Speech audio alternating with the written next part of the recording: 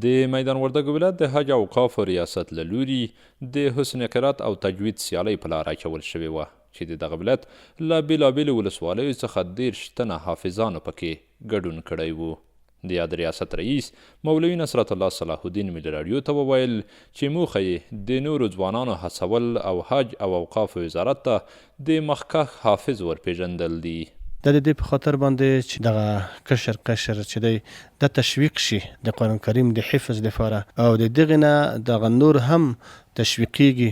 اوس په ټولو دارالحفاظو کې هر کس د کوشش کوي چې زه ډیر کوشش وکړم او ښه تجوید وکړم، ښه حسن قرائت وکړم او ښه حفظ وکړم ترڅو چې په راتلونکي کال کې په مسابقه کې زه اول نمبر راشم. په دې کې د موږ تقریبا 13 کسان ګډون کړی و چې تقریبا د هرې ولسوالۍ نه پکې شرکت شوی و. د ازموینې ګډونوال زیات خوښ دي چې دوی ته دا ډول سیالۍ په لار اچول کیږي. زیاتوي چې دا سیالۍ له دوی سره مرسته کوي ترڅو نورو ازموینو کې ښې پایلې ترلاسه کړي. محمد صادق د همدې سیالۍ لومړی مقام ګټونکی دی.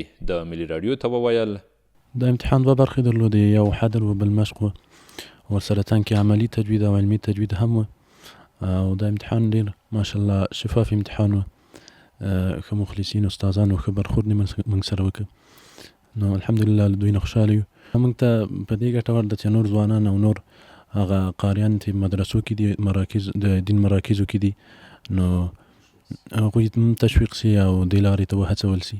نور الله هم په همدې سیالیو کې ګډون کړی دی. د ازموینې له شفافیت نه زیات خوښ دی.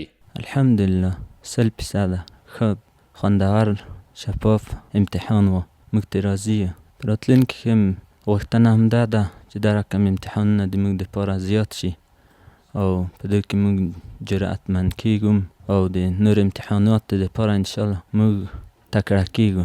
د ویلو ده چې د سیالیو لومړی مقام ګټونکی به حج او اوقافو وزارت ته د هیواد په کچه سیالیو کې د ګډون په موخه ورپېژندل کیږي.